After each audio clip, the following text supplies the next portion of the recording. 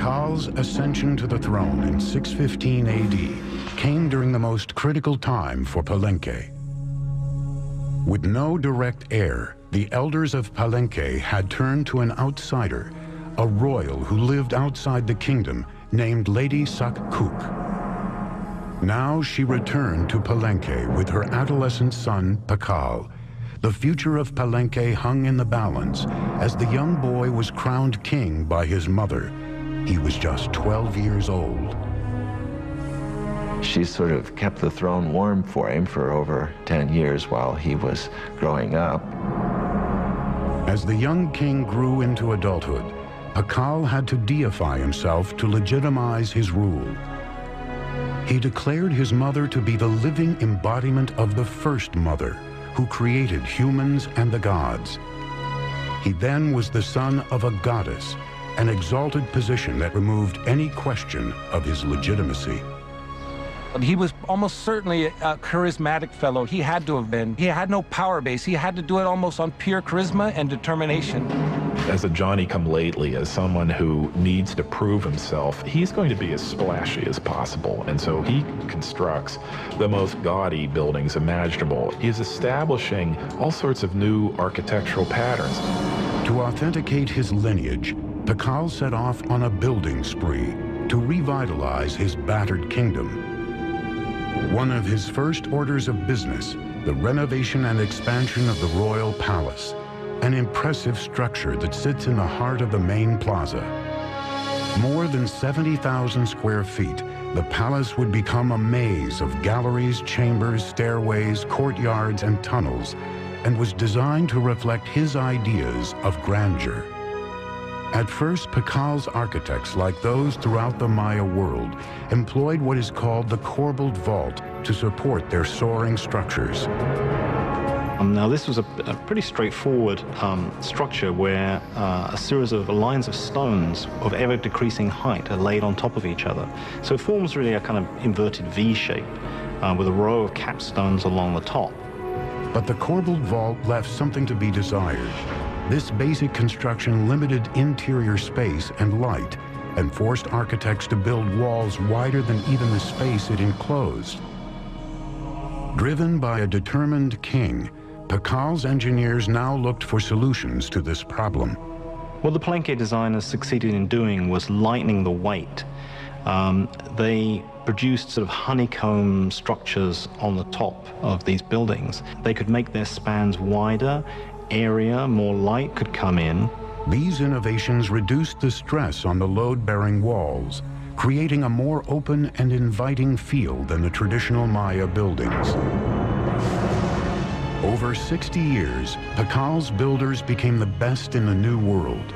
But it wasn't until the end of his rule that Pakal commissioned one of the most complex and imaginative projects ever attempted by the Maya, the Temple of the Inscriptions. The discovery of the Temple of the Inscriptions changed all our ideas about Maya pyramids. They weren't supposed to be mortuary shrines.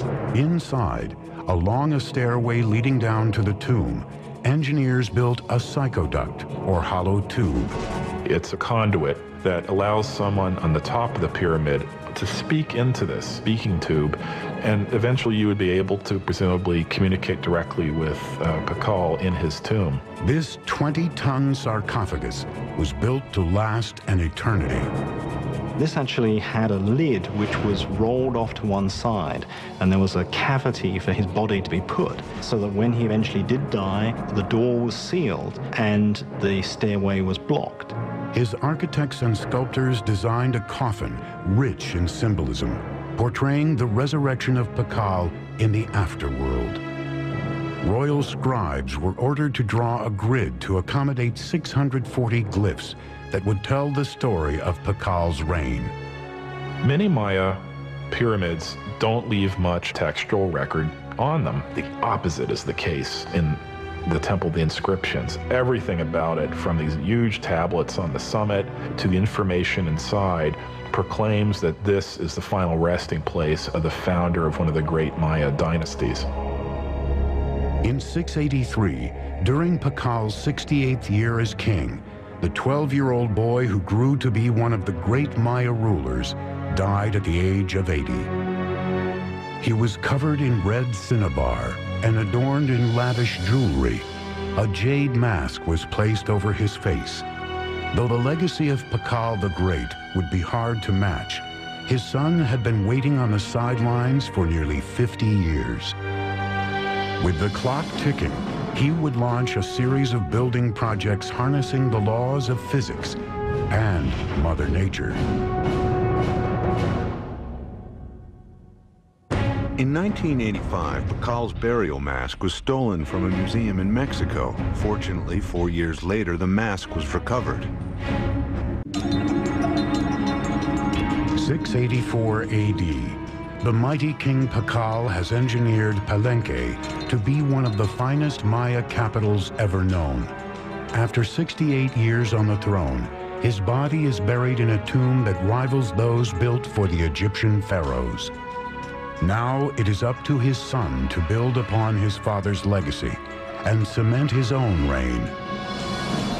His name was Khan Balam. Pakal was the founder of a dynasty, but his son was a great consolidator. He was someone that was going to make sure that that dynasty would continue. The 48-year-old king immediately threw himself into an ambitious three-pyramid complex that would stand as his own monument for the ages. He designed and constructed the cross group, one of the most intricate and beautiful groups of ceremonial temples ever constructed in the Maya world. These are his memorial, and they tower above the palace. They look down on the works of his father. And in some ways, I think they represent a statement of individuality, that he himself is going to leave his imprint on the city, just as his father did. He ordered his engineers to build three intricate structures: the Temple of the Cross, the Temple of the Foliated Cross, and the Temple of the Sun. Khan Balam's engineers would take a giant leap forward, using sophisticated geometric calculations unsurpassed anywhere in the world, based on the Maya's creation of a complete number system. One of the many ways in which the Maya were ahead of their time was in their creation of what we would refer to as zero. With a single combination of a shell which represented zero or completion, and then a dot, number one, and then a 5. By just placing them in different positions, they were able to multiply, and reach incredible numbers.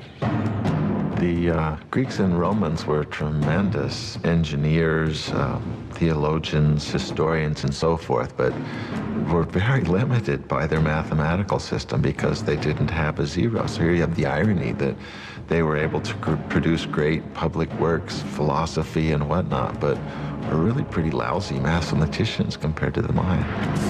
Khan Balam's engineers' advanced mathematical observations may have included the discovery of proportions like the square roots of rectangles and something called the golden mean, a naturally occurring proportion that can be seen in animals, nature, and even the human body as 1 to 1.618.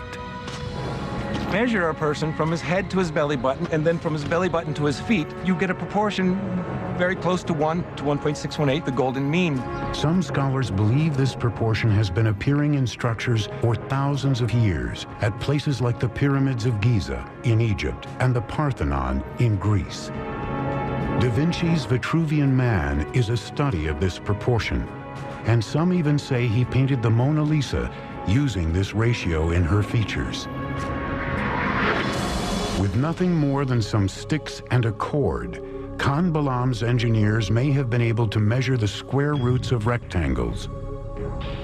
In the Temple of the Cross, these shapes would be used to mark the two main piers of the facade, the width of the medial doorway and the interior walls.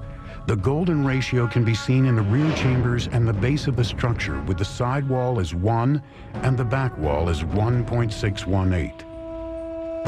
By using repeated squares and natural proportions in the Temple of the Cross, a beautifully calculated floor plan took shape, full of geometry, mythological history, and a king's own legacy.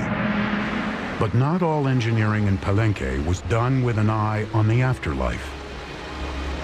Palenque's engineers also had to focus on more practical needs.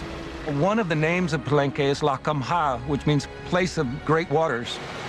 We have 4 rivers running through Palenque year-round. We have dozens of springs. We have water everywhere. These riches came with challenges. Palenque was surrounded by steep hills, natural springs and creeks that carved their way through the base of the site, leaving only bits and pieces of flat, water-free land for building. Unlike most Maya cities, the problem facing Palenque wasn't how to store water for the dry season, it was how to deal with an overabundance of water. As you can see, everything is green here, it rains every day. So to meet this challenge, the city planners devised a unique way of diverting the pre-existing streams by building subterranean aqueducts that would channel the water underground, thus saving more land on top for cultivation. These tunnels were lined with limestone and they were covered with our old friend from Egypt and Greece, the corbelled vault. Series of protruding stones, one on top of the other, formed sort of an arch overhead. Now, these ceilings were so sturdy, they could support the massive weight of Palenque's giant plazas overhead. So the people were walking along with the water rushing underneath them, being diverted away from the city, just like it is where I live today in New York City. What's even more impressive is that there are signs that Maya engineers may have figured out a way to create water pressure. They built water tunnels that ran through the rugged terrain into the city, often directed uphill. As they got closer to the main structures, the pipes got incrementally smaller. Like Roman fountains, the water pressure gained momentum as it coursed through increasingly narrower tunnels, eventually allowing for running water throughout Palenque's buildings. We have beautiful systems of sweat baths and swimming pools and aqueduct. In its day, it would have rivaled any of the Roman aqueduct systems. We don't see this use of water pressure anywhere else, and it doesn't appear again until the Spanish bring the technologies with them. Together, Khan Balam and his father Pakal ruled Palenque for nearly 100 years, pushing Maya engineering to a level never seen before. The future seemed bright for this city on the rise. But its years of glory are about to come to a sudden end. Something is happening in the Maya world that will cause the classic city-states to implode. The Maya had developed the concept of zero by the 4th century AD, but the Europeans wouldn't understand the concept until 800 years later. By the 8th century, Palenque, Tikal, and the other kingdoms of the Maya world were expanding across the continent. Tall pyramids, unparalleled city planning, and sumptuous royal palaces advertised the glory of the great kings. Then, suddenly, these cities began to unravel, one after another. Royal sculptors stopped carving their monuments with historical information, and kings halted their construction projects. Maya civilization had plunged into darkness. It's not that the entire Maya lowlands is abandoned overnight. It's that, one kingdom falls here and another one 10 years later falls over here, then another one over here. The causes of the Maya collapse remains a great debate among scholars. We're really talking about a society that was pushing itself to the limits. There is no one single explanation for this implosion, but scholars seem to believe that environmental catastrophe led to a full-blown meltdown for the Maya civilization. The soil no longer produced crops, thus lack of food and polluted water produced malnutrition and disease. The Maya could no longer count on their kings to intercede with their gods because their great society was in a death spiral, and their kings, so long counted on for guidance and prosperity, were powerless to stop it.